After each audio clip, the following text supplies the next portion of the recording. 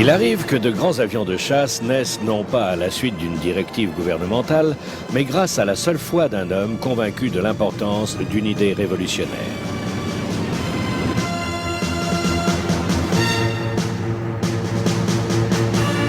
Le De Havilland Mosquito en est l'exemple le plus frappant. Il était d'une conception si radicalement différente des idées qui prévalaient à l'époque qu'il a bien failli ne jamais voir le jour.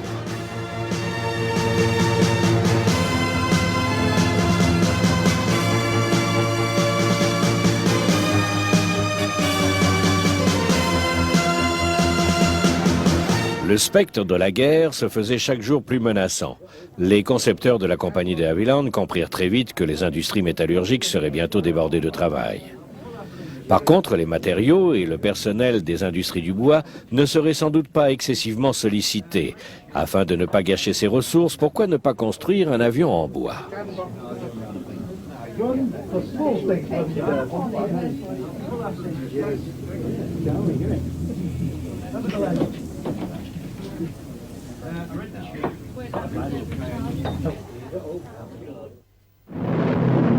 L'idée fut de créer un bombardier possédant des caractéristiques de chasseur, un petit avion, mais cependant capable de transporter une charge importante de bombes. Sa vitesse et sa manœuvrabilité devraient lui permettre d'échapper aux chasseurs ennemis. Ses qualités faisaient alors grandement défaut au Bristol Blenheim, le rival du Mosquito dans la Royal Air Force. Tout le crédit de la conception de cet avion revint aux ingénieurs de la société De Havilland. En effet, en dépit des nombreuses oppositions, ils n'ont jamais cessé de croire en leur projet. Leur ténacité offrit à la Royal Air Force un des plus redoutables appareils de la Seconde Guerre mondiale. Les qualités du Mosquito reposaient sur une combinaison d'éléments de valeur, deux moteurs Rolls-Royce Merlin, un fuselage le plus fin possible, un aérodynamisme optimal et surtout un excellent rapport poids-poussée.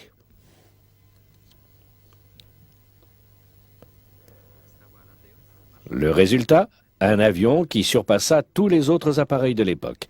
Sa caractéristique la plus étonnante fut son incroyable polyvalence qui lui valut l'estime des aviateurs du monde entier et ce, tout au long de la guerre.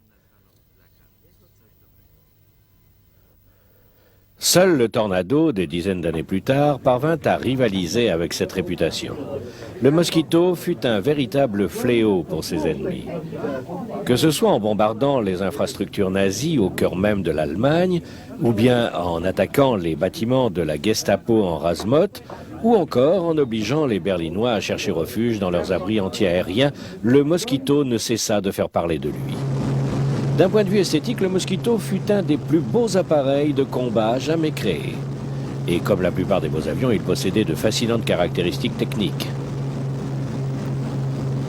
Il modifia totalement la conception des bombardiers et il effectua des progrès constants depuis les premières ébauches jusqu'aux essais en vol et bien entendu jusqu'à sa mise en service dans les rangs de la RAF. Il ne s'écoula que 22 mois entre les premiers croquis et les débuts opérationnels du Mosquito dans le ciel allemand. Preuve s'il en est du dévouement et des efforts incessants fournis par les talentueux ingénieurs qui enfantèrent cet appareil.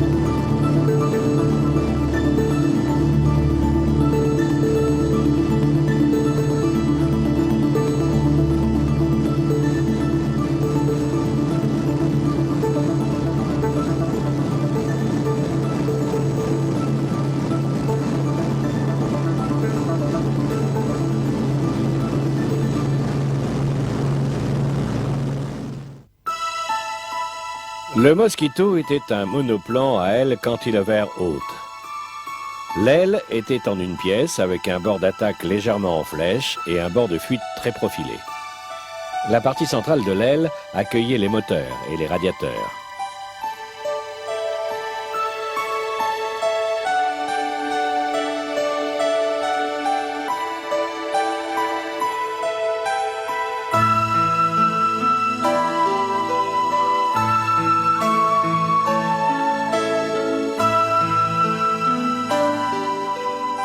Les ailes, le fuselage et l'empennage étaient entièrement en bois avec des brides en épicéa stratifié et des nervures en contreplaqué. Le tout était assemblé par clouage, par collage et par vissage avant d'être recouvert de tissu. La version finale du Mosquito possédait une envergure de 16,45 m, une longueur de 13,55 m et une hauteur de 17,30 m. La surface ailaire était de 42 mètres carrés 18.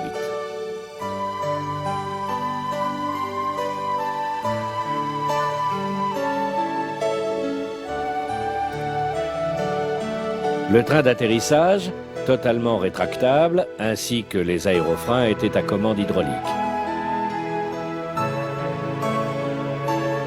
Le Mosquito était doté de 2 moteurs Rolls-Royce Merlin 12 cylindres en V à refroidissement liquide, lui permettant une vitesse maximale de plus de 650 km/h et une autonomie de près de 2500 km avec une charge de 1800 kg. Les versions chasseurs et appareils de reconnaissance avaient une autonomie de 3200 km et un plafond de plus de 36 000 pieds. Les versions chasseurs et chasseurs bombardiers pouvaient accueillir 2 personnes assises côte à côte. Le nez de l'appareil possédait une cloison blindée caractéristique que partageait également le pare-brise plat. On entrait dans le cockpit par une petite porte sur la droite. Les versions bombardier et reconnaissance étaient également conçues pour 2 personnes avec une partie du nez en plexiglas et un pare-brise en V. L'entrée se faisait alors par une trappe dans le plancher de la cabine.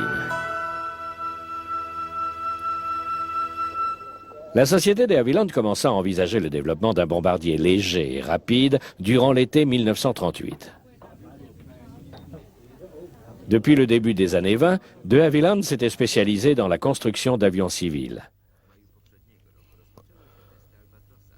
Au mois de mai 1937, l'Albatros, dont les superbes proportions et l'aérodynamisme touchaient à la perfection, commença ses essais en vol.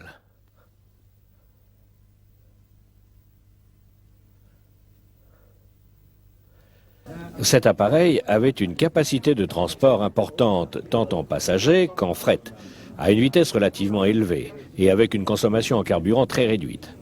Le succès qu'il remporta amena alors les militaires à envisager son éventuel potentiel comme bombardier. Il fut également le point de départ d'une étude approfondie sur l'utilisation potentielle d'avions légers en bois capables de transporter de lourdes charges, mais à des vitesses de chasseurs. L'idée de départ était basée sur un fuselage en bois emmené par 2 moteurs Merlin, le tout capable de voler à plus de 640 km/h. La guerre éclata en 1939, ce qui fit alors redoubler d'efforts les hommes en charge du projet. De plus, le ministère de l'Air commençait à sérieusement s'intéresser à leurs travaux.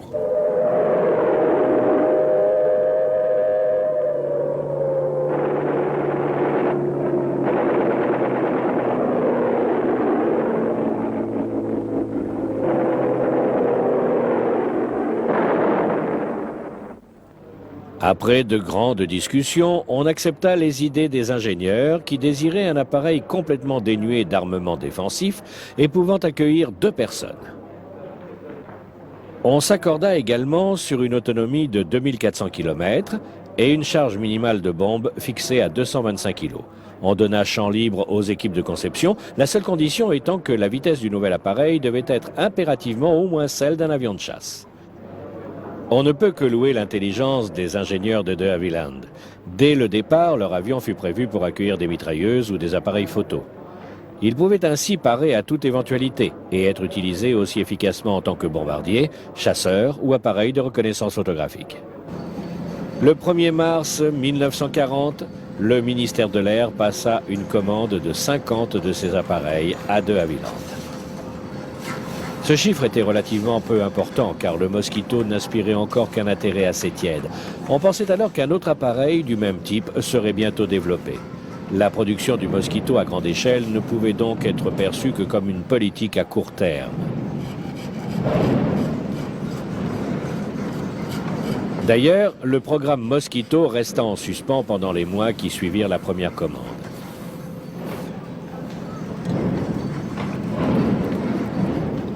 Pendant cette période du conflit, alors que l'avenir de la Grande-Bretagne était déjà plus qu'incertain, il était naturel de favoriser la production d'avions ayant déjà fait leurs preuves.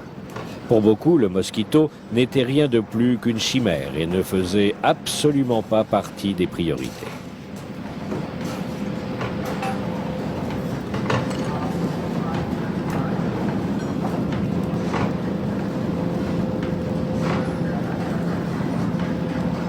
Mais de Havilland continua d'améliorer ses prototypes. Ces travaux ne furent d'ailleurs possibles que parce que le DH-98, comme on l'appelait alors, ne nécessitait que très peu de matériaux stratégiques alors réclamés à grands cris par les autres constructeurs.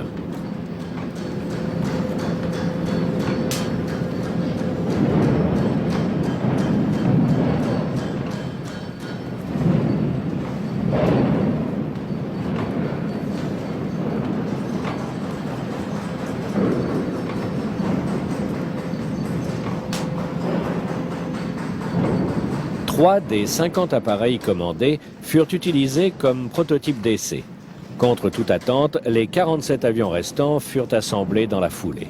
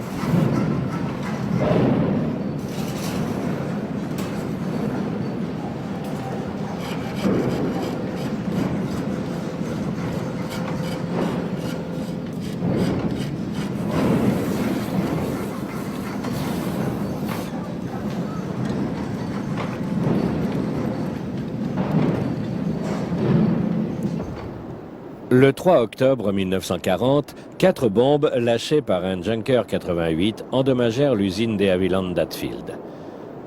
Plus de 80% des matériaux furent détruits. Mais heureusement, aucun des prototypes ne fut touché.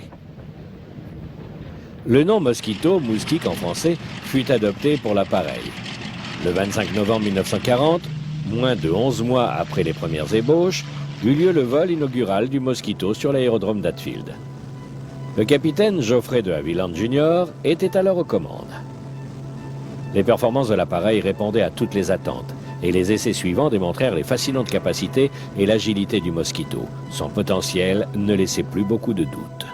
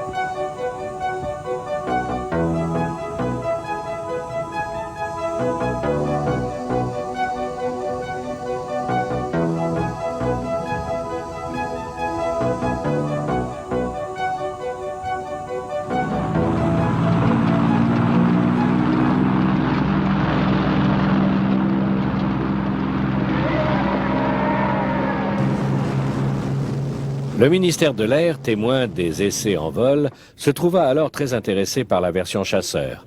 La commande fut donc changée en 20 bombardiers et 30 chasseurs. La construction de la version chasseur débuta à Salisbury Hall, dans les faubourgs de Londres. Salisbury Hall, qui abrite aujourd'hui le musée Mosquito, était à l'époque non seulement une succursale de l'usine d'Hatfield, mais aussi un laboratoire d'essais. Pendant ce temps, le bombardier avait déjà effectué un grand nombre d'essais à Hatfield. Il était maintenant dans les mains de la RAF pour les essais officiels. Entre le prototype et la version d'usine, on ne procéda qu'à une seule modification d'importance, l'extension du carénage de la nacelle pour en améliorer l'aérodynamisme. En juillet 1941, le Mosquito avait déjà fermement établi sa réputation. Le ministère demanda donc à de Havilland de mettre en œuvre d'une part une production de masse dans leurs usines, mais aussi d'autre part de préparer la production de leur appareil sur le sol canadien. On avait testé le troisième prototype en tant qu'appareil de reconnaissance et toujours avec autant de bonheur. La commande initiale fut donc à nouveau modifiée, cette fois pour 10 bombardiers, 10 avions de reconnaissance et 30 chasseurs. Le ministère demanda également la mise au point d'un avion-école à double jeu de commande. Les premiers Mosquitos entrèrent en service en juillet 1941 dans les rangs de la RAF. Leur première sortie en opération eut lieu le 20 septembre 1941, soit seulement 21 mois après le début de la conception. Mais cette mission ne fut destinée ni aux chasseurs ni aux bombardiers. Un Mosquito désarmé et équipé d'un appareil photo s'envola pour prendre des vues des ports ennemis à une altitude de 7200 mètres. La Royal Air Force, dans l'audace égalée les compétences en matière de photographie, avait réussi à mettre en place des vols de reconnaissance à grande vitesse. Jamais les nazis ne surtimitaient la Grande-Bretagne dans ce domaine. L'Europe entière était donc à la portée des appareils photo britanniques. Les clichés rapportés étaient d'une précision diabolique, à même de percer les meilleurs camouflages. Voici une vue parfaite d'un repère secret en Norvège, à plus de 1500 km de l'Angleterre.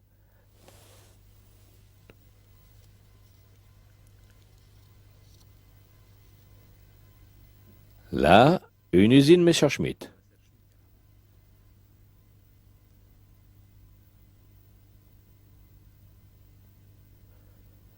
Et ici, des sites de lancement de fusées, vues prises au-dessous du niveau du sol.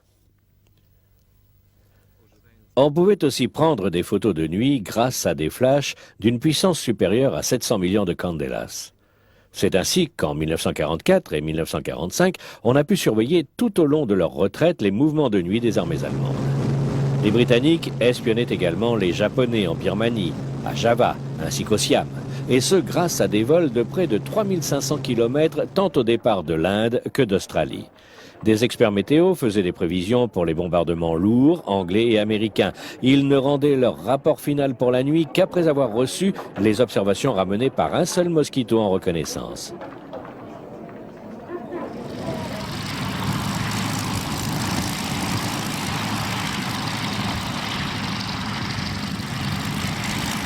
L'US Air Force se servit du modèle britannique pour constituer son service de reconnaissance avec des Mosquitos comme appareil opérationnel.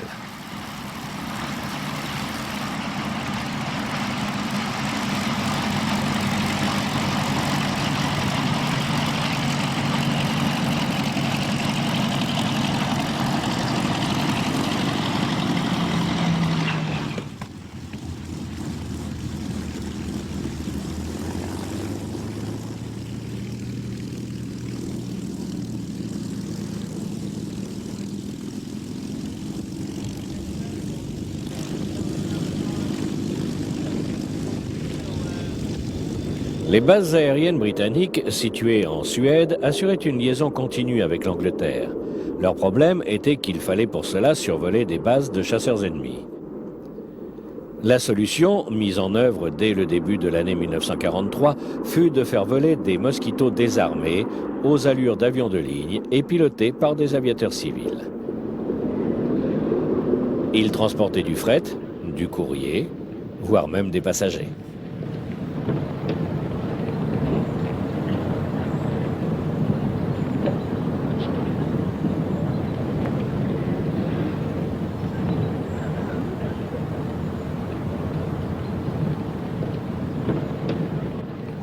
Bien entendu, le confort offert aux passagers n'était certainement pas au niveau du service restaurant de l'Albatros qui établit la liaison Paris-Londres, mais cela restait tout de même tolérable. Et surtout, il ne fallait que 2 heures et demie pour accomplir ce trajet de 1300 km. Il fallait survoler 500 km de territoire ennemi à la lueur de la Lune, le plus souvent sans couverture nuageuse, et ce par-dessus des bases norvégiennes et danoises abritant des chasseurs ennemis qui, nuit après nuit, décollaient pour les abattre.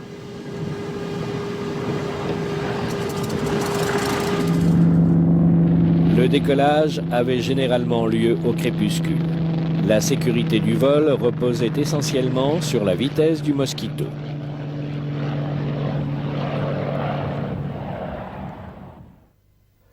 Le bombardier, dont le blindage avait été sacrifié au profit de la vitesse, allait bientôt entrer en action.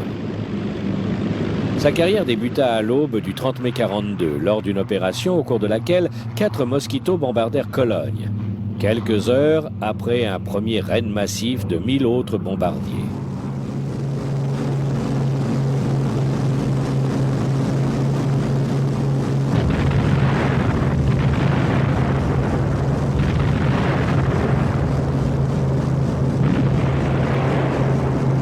Dès le départ, les pilotes se rendirent compte que la meilleure manière d'utiliser les qualités de vitesse et de manœuvrabilité du Mosquito serait de voler le plus haut possible, là où il ne pourrait être atteint ni par la DCA, ni par le brouillage radio.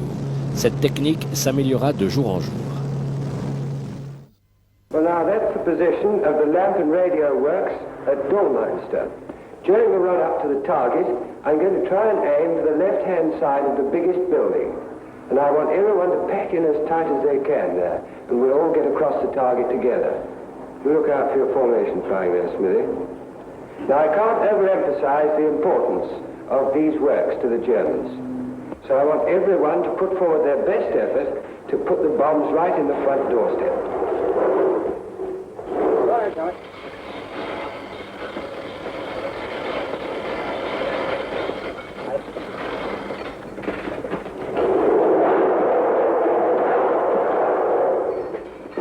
Okay, take it away.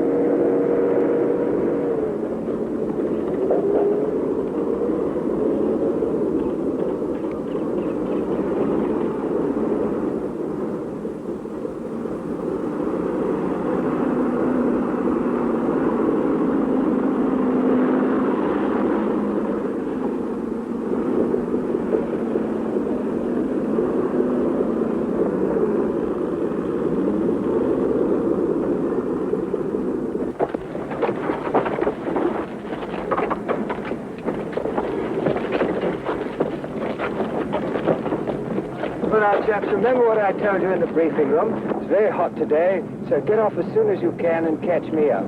No one's to get below me crossing the sea, and pack in tight over the enemy coast. All right, good luck. See you later.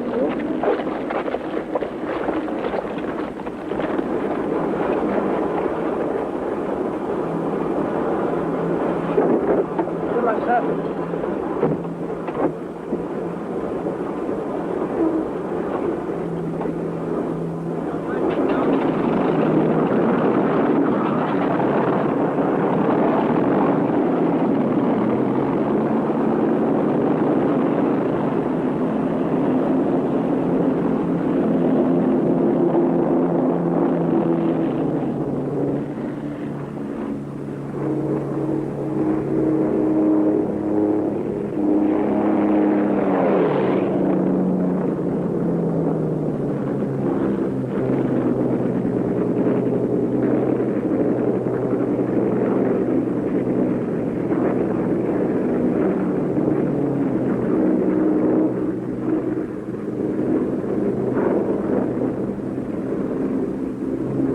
Enemy coast coming up.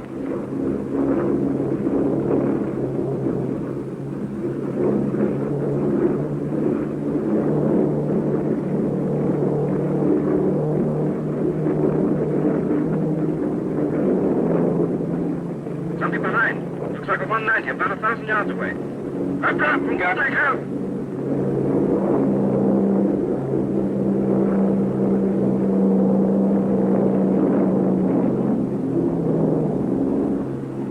What's happening now? Still there. Keep going.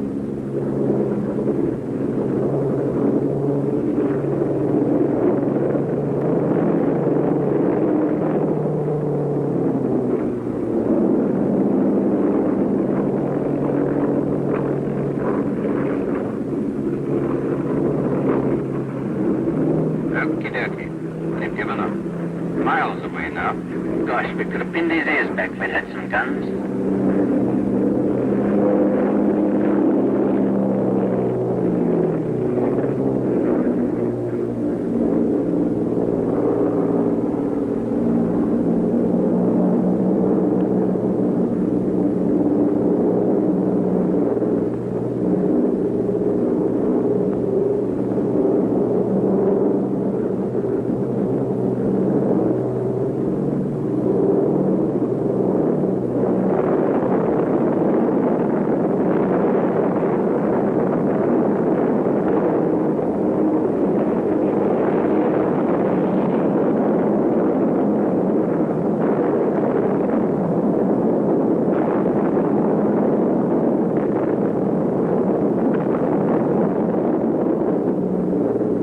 Les voilà sur le chemin du retour.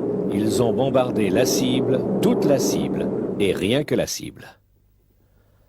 Les experts radio britanniques réclamaient un avion rapide, pouvant transporter du matériel visant à améliorer la précision des bombardements à travers les nuages.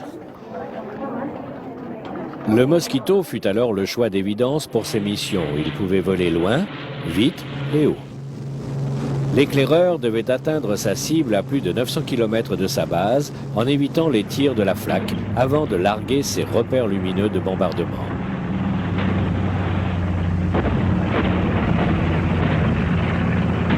Grâce à leur courage et à leur ingéniosité, les Britanniques réussirent à démolir presque totalement les grands arsenaux de la Ruhr et du Rhin, malgré la brume industrielle enveloppant perpétuellement ces régions. À partir du mois de mai 1943, les Mosquitos se lancèrent dans une succession de petits bombardements. Grâce à leur vitesse, la RAF ne perdit que 11 de ces appareils lors de leurs 1000 premières sorties. Au début de l'année 1944, ils se mirent à transporter des bombes de 2 tonnes qu'ils allaient larguer sur les grandes villes, leur cible favorite. Désormais, ce petit avion pouvait transporter de lourdes charges de bombes jusqu'à Berlin, et ce, désarmé et sans escorte. Cela restait tout de même un exploit pour les équipages de Mosquito. Mais le danger couru s'était amenuisé du fait de sa grande vitesse, ce qui lui permettait de rester exposé moins longtemps. Pourtant, il transportait des charges de 2 tonnes et à une fréquence bien plus importante que des bombardiers pourtant plus lourds que lui, mais aussi bien plus lents.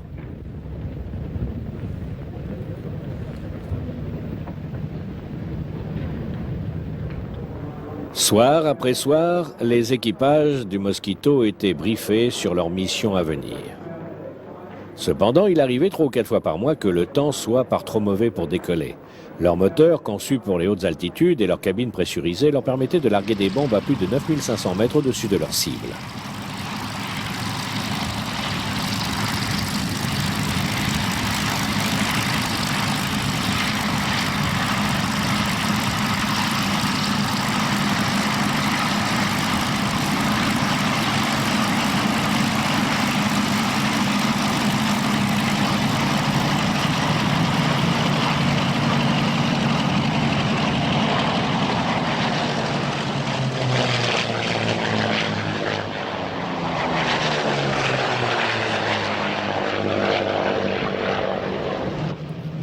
On ne pouvait plus parler de petits bombardements sporadiques, mais d'un véritable martelage systématique de hordes de mosquitos suivant les indications de leurs éclaireurs.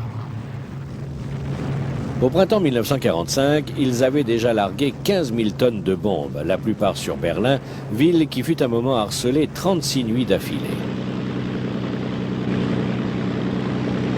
Mais les autres versions du Mosquito, qui avaient, elles, conservé leur armement, connurent aussi un destin glorieux. Après le premier Blitz, où s'étaient illustrés Hurricane, Beaufighters et autres chasseurs britanniques, La défense nocturne de la Grande-Bretagne fut alors assurée par des Mosquitos. Le système radar britannique permettait la localisation des avions ennemis.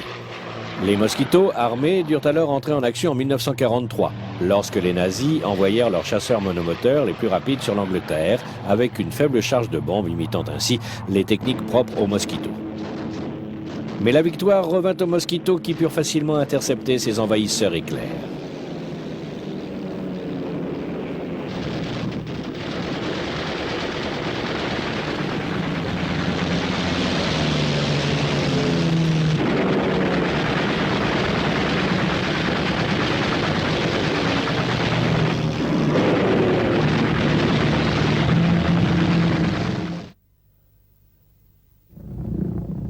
Lorsque débutèrent les attaques de V1 en juin 1944, les Mosquitos furent alors chargés de détruire les missiles de nuit. Il était difficile de les intercepter, et pourtant les Mosquitos en détruisirent pas moins de 920 durant les 9 premières semaines. Plus tard, après le changement des techniques de mise à feu des V1, ils purent également détruire les rampes de lancement. À la fin de l'année 1944, les Mosquitos de la RAF avaient accroché 660 appareils ennemis à leur tableau de chasse.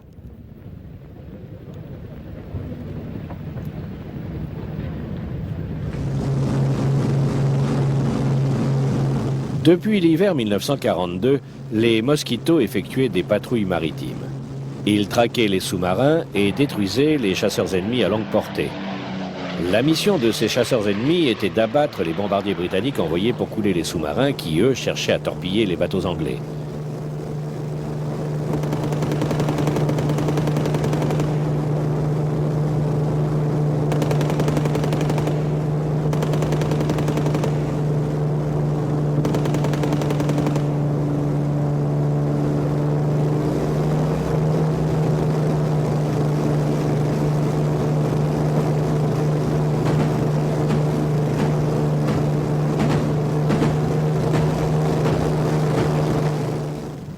En 1943, le Mosquito fut équipé d'un canon de 35 à cadence rapide.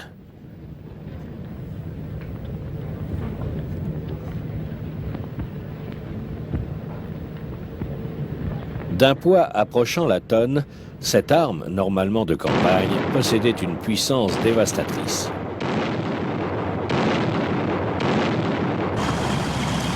Les modifications incluait également une demi-tonne de blindage supplémentaire. Des plaques d'acier d'une épaisseur allant jusqu'à 95 mm étaient censées protéger les moteurs du feu ennemi.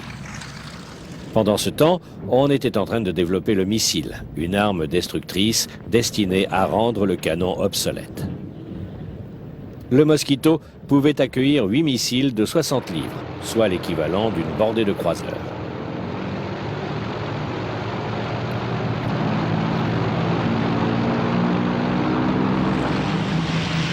L'absence de formation d'une véritable défense maritime se faisait cruellement ressentir pour les Allemands.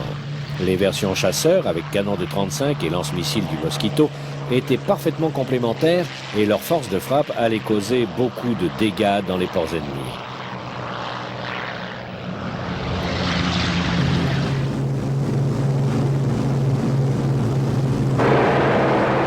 La précision était le meilleur atout de la version avec canon.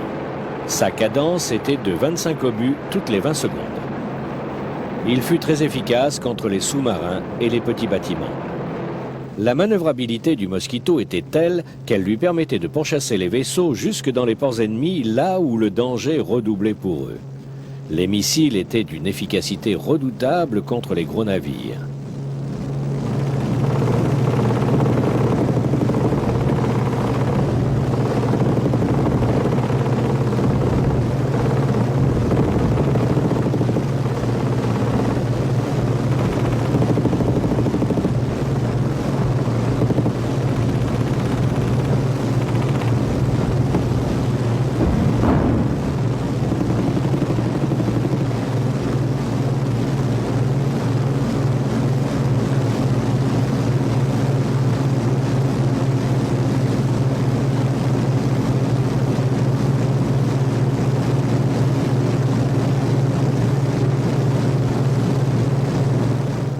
L'utilisation des versions chasseurs et chasseurs-bombardiers du Mosquito contre des cibles terrestres est une autre histoire. Après avoir prouvé son efficacité en Angleterre, le Mosquito entra en action en Méditerranée alors que la 8e armée marchait sur Tripoli. Partant d'Angleterre, de Malte, de Sardaigne, puis plus tard de France, d'Inde et d'Australie, les raids de Mosquito allaient créer de plus en plus de nuits blanches dans les rangs de l'ennemi. Les missions d'intrusion étaient très variées. Elles étaient prises en charge par la branche tactique de l'armée de l'air, ainsi que par le Fighter et le Bomber Command.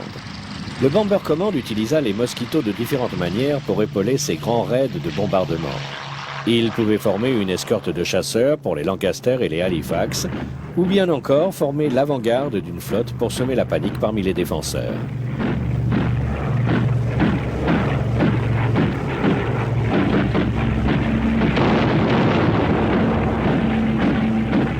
Ils rôdaient autour des aérodromes et abattaient les chasseurs sur leurs propres pistes d'envol. À partir de juin 1943, les Mosquitos travaillèrent en tant que soutien tactique pour l'armée de terre en reprenant à leur compte la tactique utilisée par les bombardiers allemands durant le Blitzkrieg.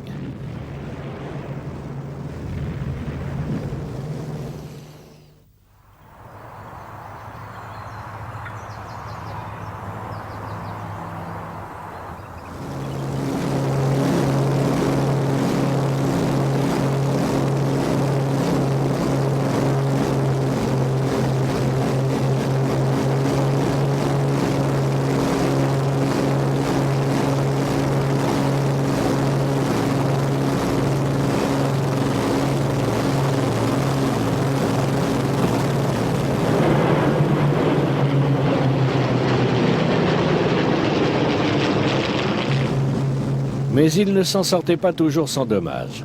Lorsqu'une hélice devait être mise en drapeau afin de stopper un moteur endommagé, il fallait parfois larguer les réservoirs d'ailes pour pouvoir reprendre un peu de vitesse.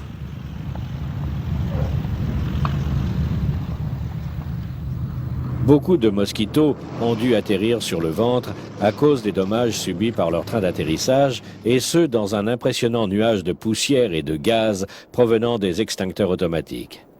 Comme l'entrée principale était bloquée, l'équipage sortait alors par le capot d'hélice. Après le débarquement, l'ennemi fut forcé de se replier précipitamment à travers les champs. Les rondes incessantes des chasseurs monomoteurs obligeaient les soldats allemands à rester 2 jours à couvert et les Mosquitos se chargeaient quant à eux des moindres mouvements nocturnes. Guidés par les fusées éclairantes, ils envahissaient le ciel par centaines et nuit après nuit portaient la dévastation dans les rangs ennemis.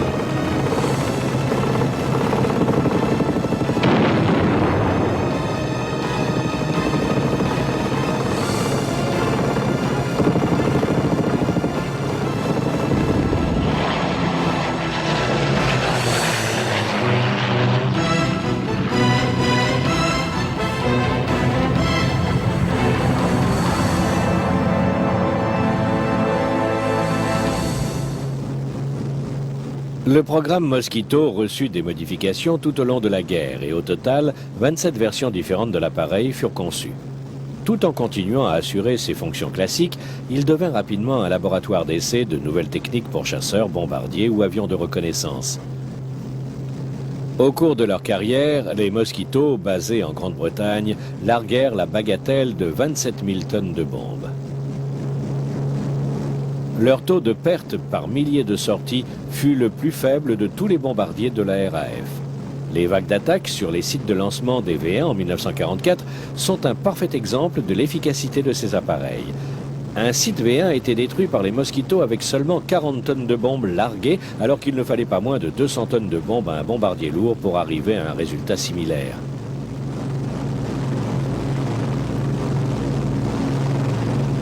Pour le Mosquito, la guerre prit fin le 2 mai 1945, quand il prit part au dernier raid effectué par la RAF en Europe, à savoir une attaque sur Kiel par la 608e escadrille.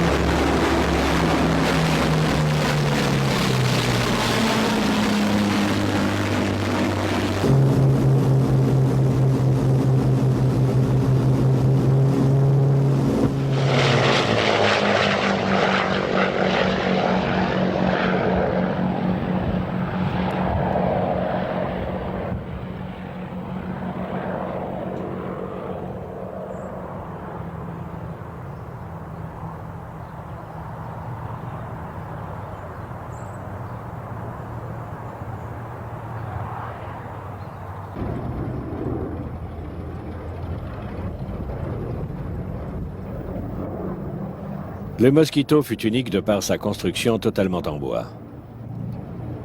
Sa polyvalence fut exceptionnelle et il possédait cette qualité rare et inestimable qui donnait à son pilote l'impression de ne faire qu'un avec son appareil.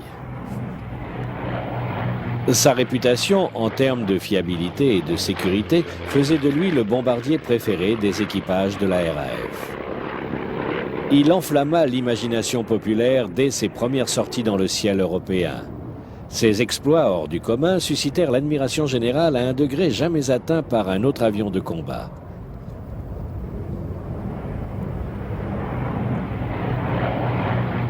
Le Mosquito pouvait transporter des charges phénoménales et ce sur des distances incroyablement longues. Sa réussite dépassa de beaucoup les plus folles espérances de ses concepteurs.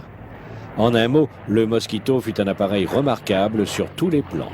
Même si le Spitfire reste l'avion le plus célèbre de la Seconde Guerre mondiale, le Mosquito fut sans aucun doute le plus populaire parmi les pilotes qui ont eu la chance d'être un jour aux commandes de cet appareil.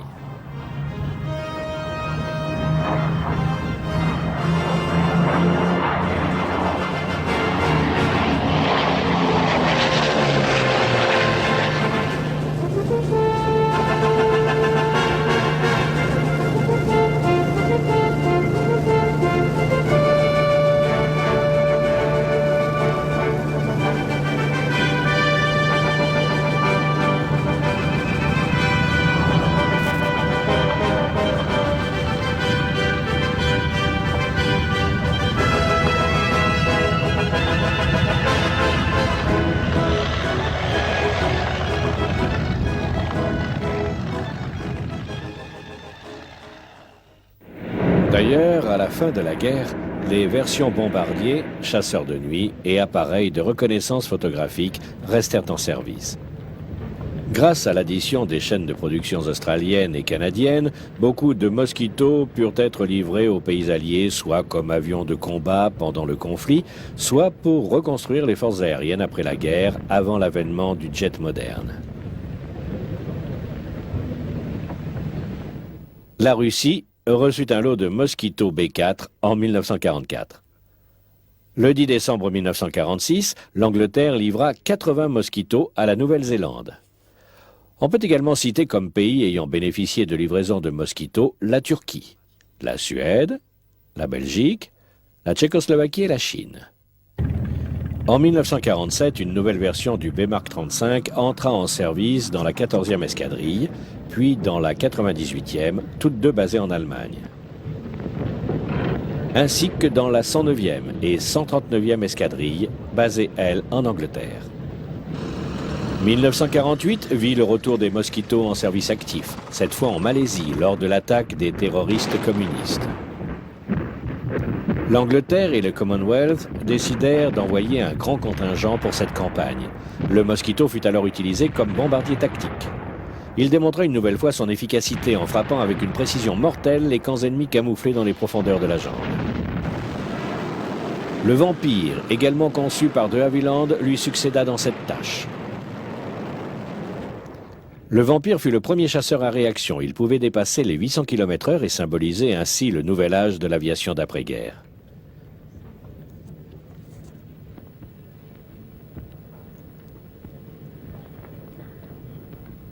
Le 23 mars 1948, le capitaine John Cunningham établit un nouveau record d'altitude dans un Vampire F Mark I. Il décolla de l'aérodrome d'Hatfield, qui attenait à l'usine de Havilland, pour atteindre l'altitude de 59 446 pieds, le premier record d'altitude jamais établi par un jet. Une fois de plus, un appareil conçu par de Havilland devenait le standard d'un nouvel âge. Les derniers bombardiers Mosquito en service pour la RAF appartenaient à la 139e escadrille. Ils furent remplacés en 1953 par le Canberra, un bombardier à réaction. Le Canberra reprit les fonctions du Mosquito pour la RAF. Comme le Mosquito B-16, il pouvait transporter environ 2 tonnes de bombes. Le Canberra possédait des caractéristiques tout à fait semblables à celles du Mosquito. C'était un chasseur désarmé qui pouvait voler si vite et si haut qu'il déjouait ainsi tous les systèmes de défense. Le Valiant, le Vulcain et le Victor, aussi appelés la flotte de bombardiers V, entrèrent en service au milieu et à la fin des années 50 et furent conçus selon les mêmes principes.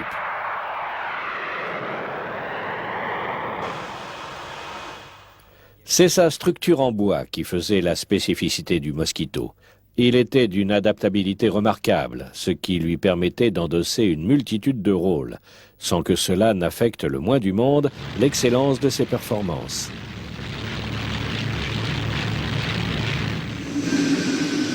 Le Panavia Tornado est le seul avion moderne dont les qualités approchent celles du Mosquito.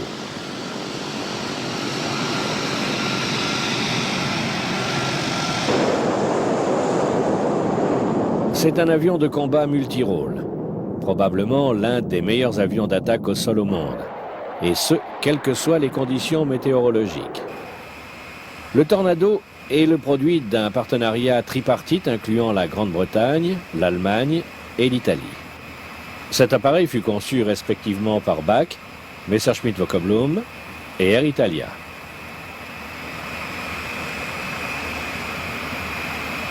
Le travail de ces 3 entreprises fut coordonné par une société baptisée Panavia Aviation, basée à Munich.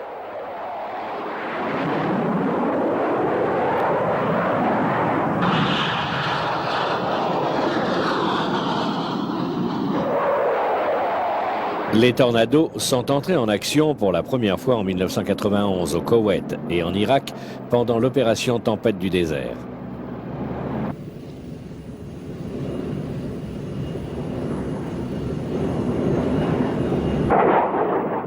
Les tâches confiées aux Tornados furent extrêmement variées, allant d'opérations à basse altitude, visant des bases aériennes irakiennes qui connurent d'ailleurs un succès dévastateur, aux raids en haute altitude pendant lesquels les Tornados larguaient des missiles au guidage laser d'une précision redoutable.